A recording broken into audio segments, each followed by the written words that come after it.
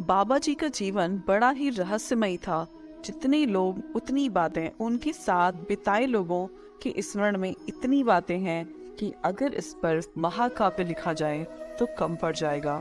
इन्हीं स्मरणों में एक भक्त ने बताया कि एक बार मंगलवार के दिन मैंने सोचा मैं कैची हुआ हूँ और बाबा जी के दर्शन हो जाएं, लेकिन अचानक ही मुझे अपने व्यापार के हेतु आवश्यक कार्य से नैनीताल जाना पड़ गया। मन बहुत खराब हुआ क्योंकि मैं बाबा जी के दर्शन करने जा रहा था, लेकिन वो नहीं हो पाया। सोचा कोशिश करूंगा कि दर्शन कर लूं। नैनीताल कार्य समाप्त करके मैंने सोचा आखिर में जाने वाली बस से मैं कैची हुआ आऊंगा, लेकिन वो भी निकल गई। किसी तरह मैं भुआरी पहुंचा, पर वहां से भी कोई साधन नहीं मिल पाया।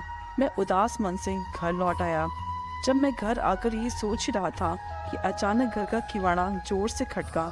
बाहर कुछ शोर की आवाज आ रही थी। मैं बाबा नीम करोली हूँ।